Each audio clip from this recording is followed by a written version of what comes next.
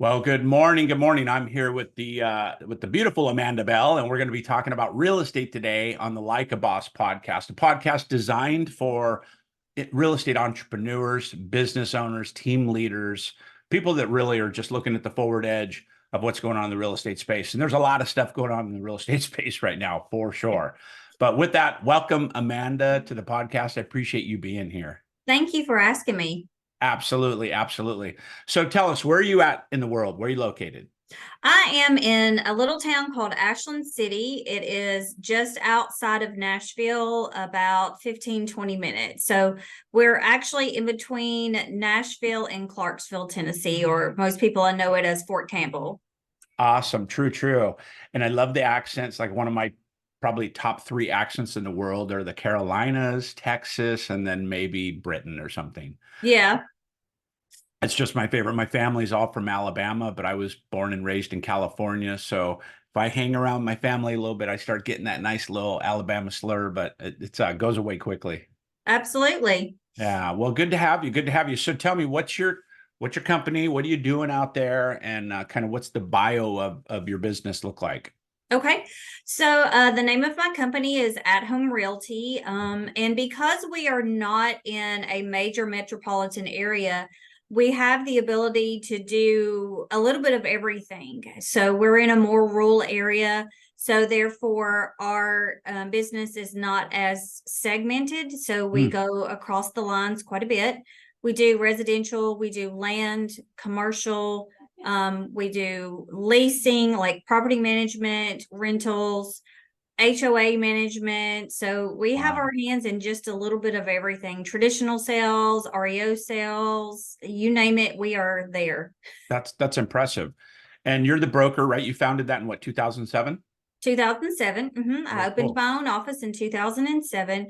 Not necessarily so that I could just recruit a bunch of agents, but I really felt the need that I was at the point in my career where I wanted my own space and to make my own rules for my own office. And so it's really just more so I have a place to work, and I've been fortunate enough to have about I think around 26 agents now. We just picked up two more. Wow, that's pretty amazing. And, as brokers, I was a broker owner many years ago as well. And, recruiting and adding agent attraction is the lifeblood of any growing brokerage, right? I think that's an important component, but you found a way to make it where you're servicing everybody's needs and making it kind of a one-stop shop, it feels like. Is that right? Absolutely. Yeah. It's important here to be able to be flexible, but I also think that it helps you navigate the different markets, and you can flow from one market to the other better. I was talking to a gentleman yesterday and I said, I've never defined myself as just one thing or another. I've never been just a foreclosure agent, just a listing agent, just a buyer's agent. It's whatever the market needed at that time was the service that I provided. And because of that, I felt like that I was doing my clients a better service because I could move my clients in and out of markets that they may not understand. Mm. That's profound. And the thing is, we have to switch, right? When you started in 2007, I remember I started in 2003 in real estate and went to Keller Williams in 2007. And then through 8, 9, and 10, that was just a transitional market that you were scraping and clawing at everything you can possibly come up with to do, right? You started in the middle of that market. That's Right. really Well, impressive and ambitious. I got my real estate license in 2003. And I was just part-time at that point by choice. And life happened and real estate became a needed secondary source of income. And then in 2006, I got my broker's license. In 2007, I went out on my own. But unfortunately, also, not only were we dealing with the effects of the economy on a national level, the town that I have an office in, we were going through like a Renaissance program. So the sidewalks were torn up out front, so there was no walk-in traffic. I remember we didn't sell. I think I had three other agents at that time, and none of us sold anything for 4 months. And Oh that my. was really scary. So we had stuff going on locally, we had stuff going on the national level. And And I remember calling my mom and I was just in tears. I was like, how am I going to make this through? And I tell people that, I just remember praying, God, just give me something, just help me get through this. Give me something. And I was 1 week away because I was full-time real estate at that point, and I was 1 week away from going back to wait tables. Wow. And I tell people, like, I just remember praying, God, give me something to, Lord, give me the health to keep going, because it just like the floodgates Amen. opened, and I haven't stopped since then. So I've been very Amen. blessed.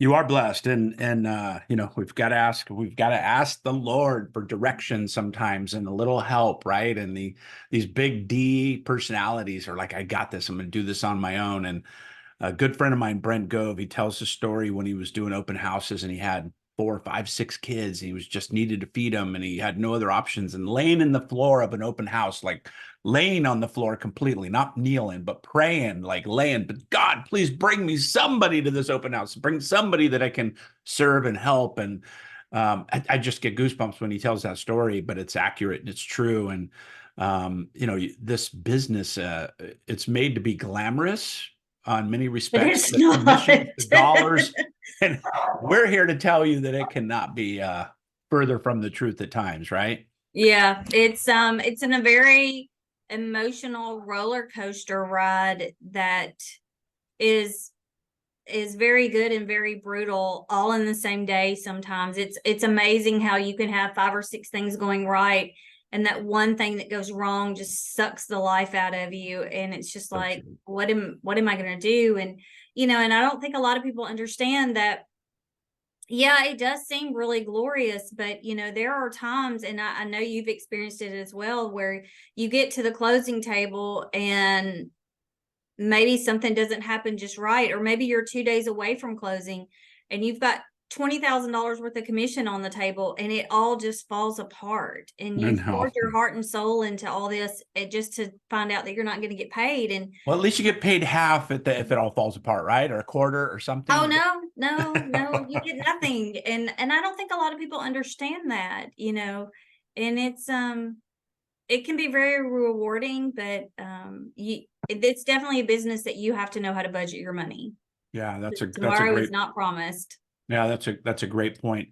And what advice would you give to an agent that has dreams of opening their own office and scaling into their own team and their own brokerage? And I did the same thing. I went on that path, and for me, I didn't realize that if I could just break even with my agents, then life was pretty good. And then I had the office for free usage and copy machines and assistants and all these things.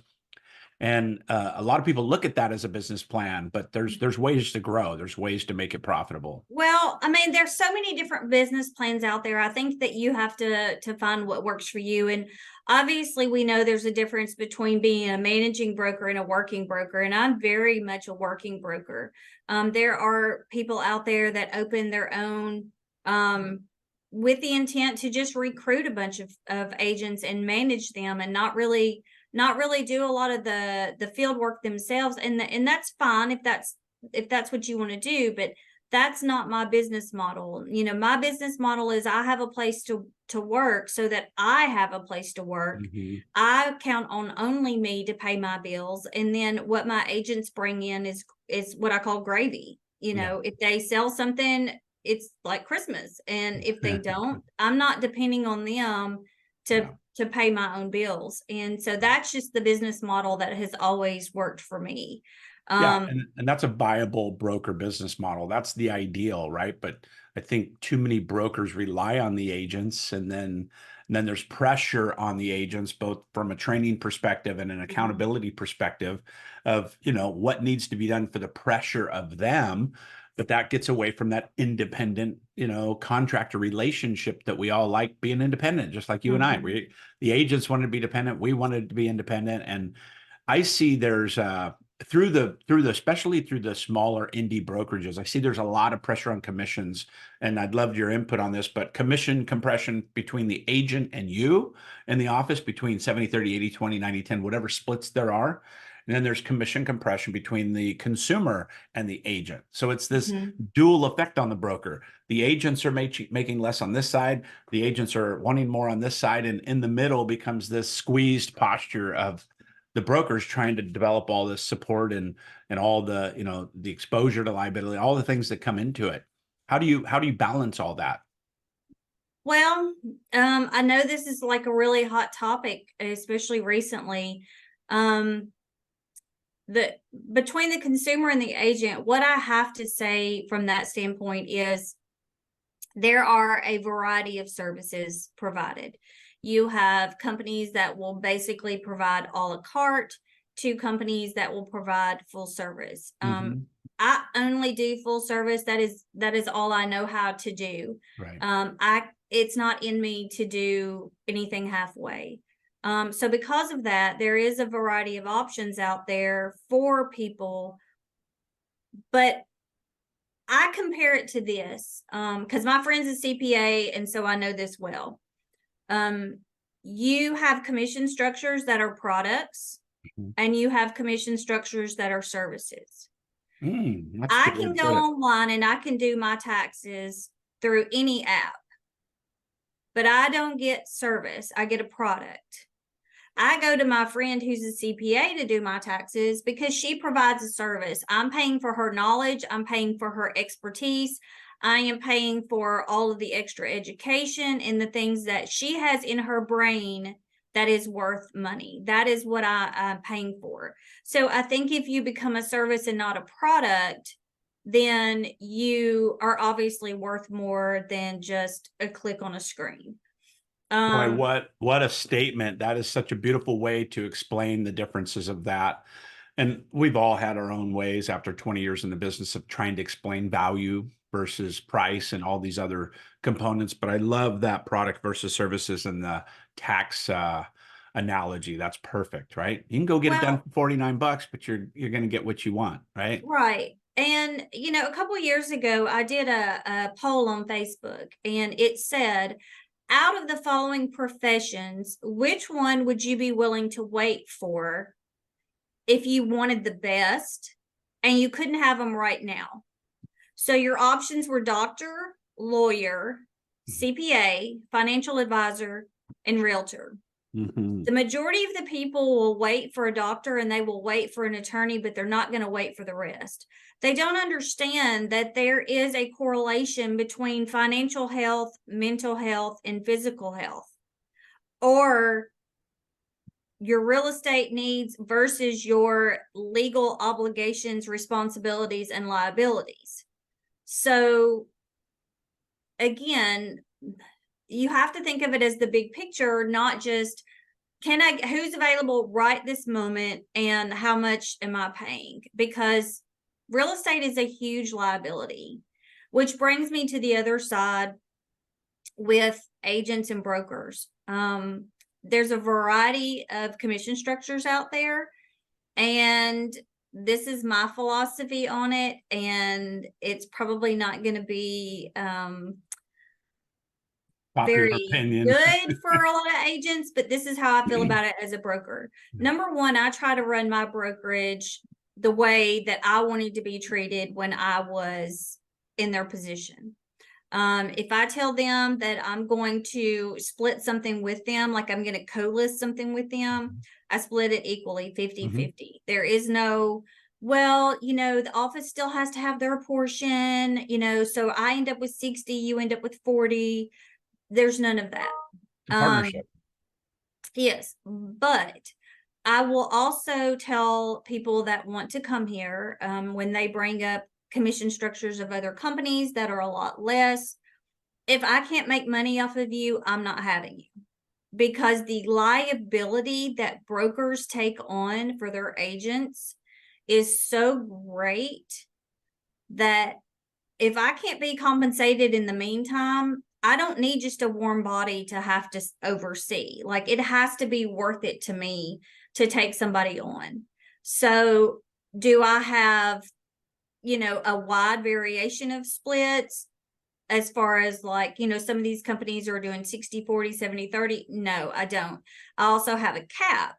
but it's something that I feel is fair to them and is fair to me. And, and the reality of it is there's so many places that people can go, and I'm not one size fits all. We're a smaller firm. We don't have classes every single day. And I'm very honest with agents. Like, if that's your personality and that's how you learn, is to have constant classes, then you need to go to a franchise, because that's what they offer. You're going to pay for it in a split, Right. but that's what they offer. Right. So I try to be really honest with people when they're looking to come here about what my expectations are, what I want out of it, and what I can offer them as well, because there's no point in people moving their license and knowing it may or may not be a good fit. Yeah, I love that. And you mentioned you have a cap. I think the industry has changed to having a cap now over at least my 20 years. You're right. It wasn't super popular in 2007 when I joined Keller Williams, but Keller Williams kind of foundationalized the cap, I think, in the industry. And then now we see that being very common. Agents are looking for that as a value proposition.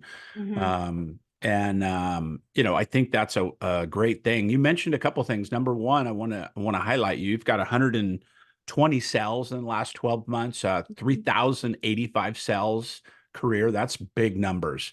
And so you are a big player. You're not some small town brokerage, as you like to talk about, kind of in the feel of the connectivity of your clients, right? You're a powerhouse. Right. And that's one of the things that really impressed me when we connected the first time.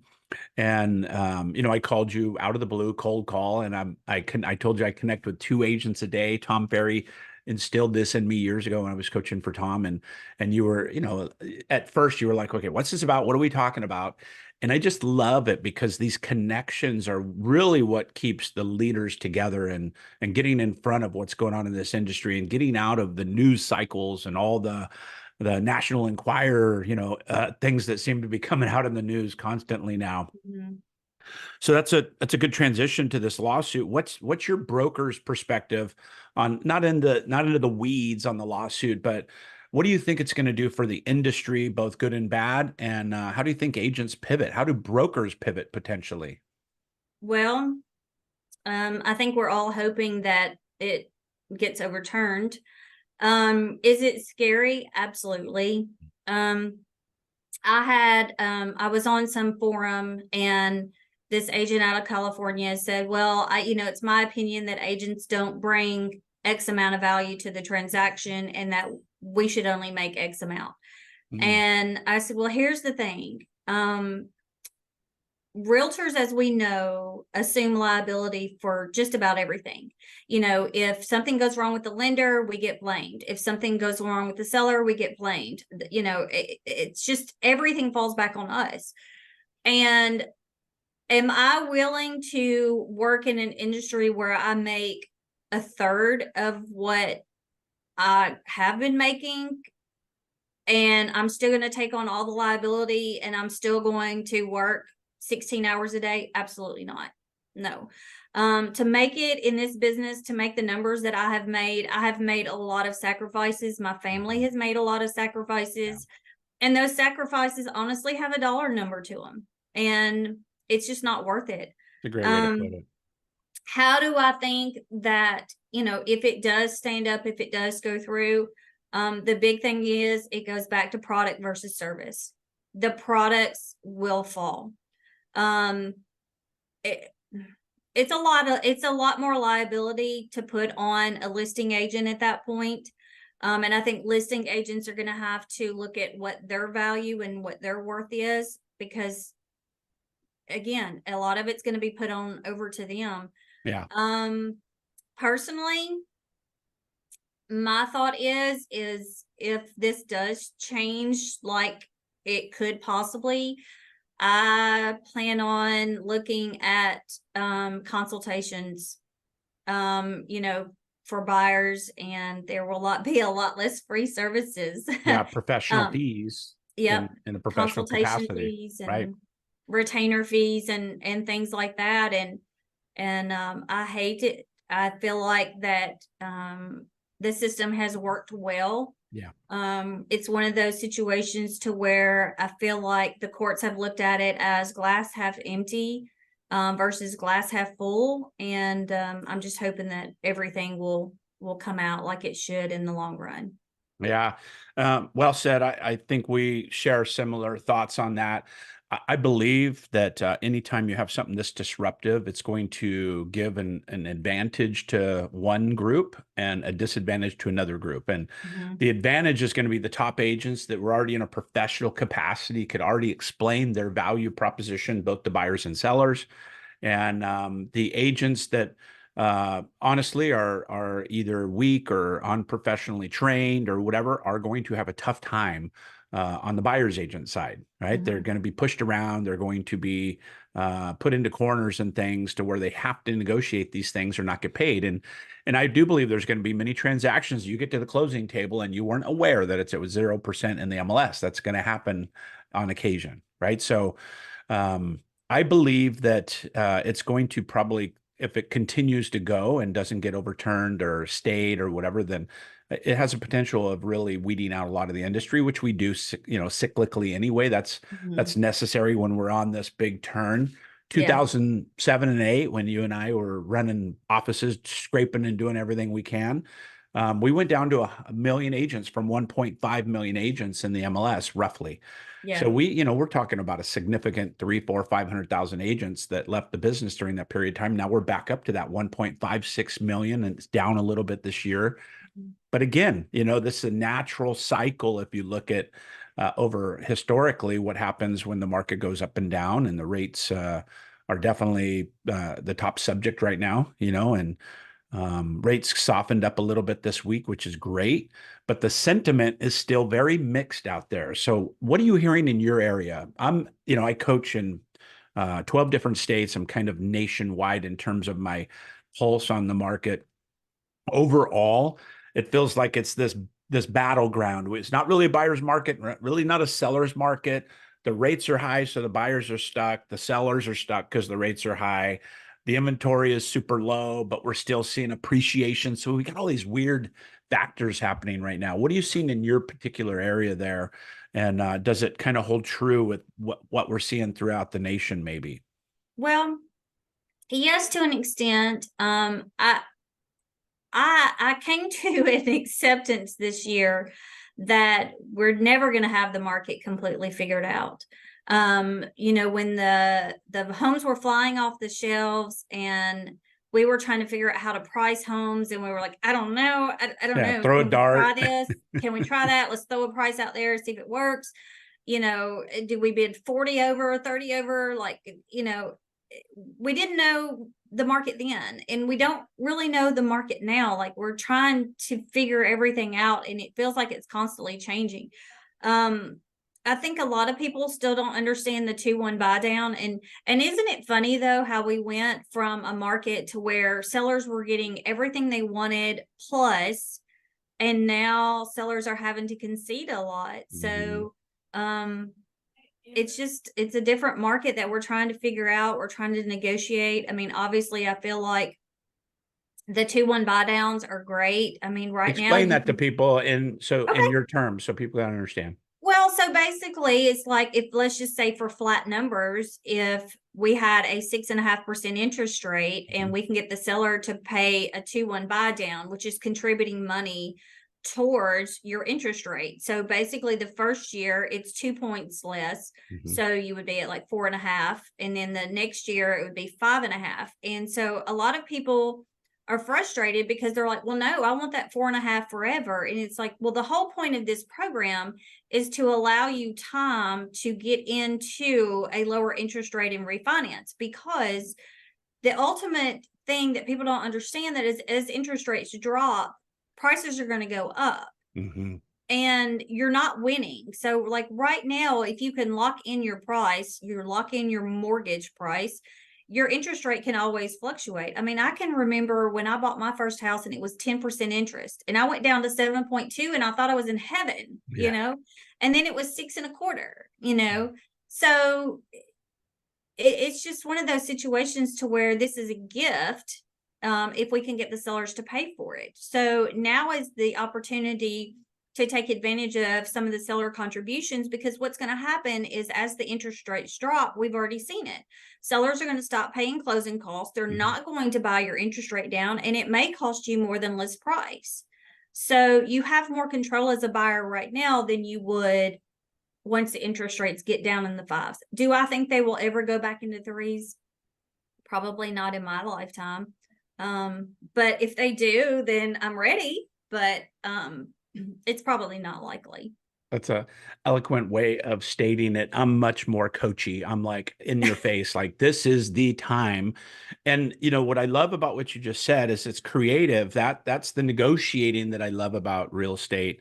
And most agents don't understand the 2-1 and the power of the 2-1 right now, because it's a bridge. It's a time bridge between now and 2 years from now, effectively, right? There's a little bit of risk with that. The arms are becoming popular, and the 2-1 buy down is absolutely a great tool right now. And, you know, whether you're on the idea of rates are going to come down significantly, and, you know, there's a whole bunch of things that are so involved right now. But like you said, here, I just did a little podcast yesterday, and we took a couple snippets of this, but it's like right now is the best time to buy that we've had in a couple years, right? Right. Because there's not that much inventory, but the sellers are reasonable right now. And the rates have come down a little bit. And there's some options with these 2-1s and stuff. But if the rates do come, let's just say they go to 5 tomorrow, it's going to be a crap show. It's going to be so busy again with multiple offers. The buyers are going to be frustrated. They're not going to be able to get these properties. Now's the best time financially. And that's not just a realtor sales ploy. That's factual, right? I feel that way. Right.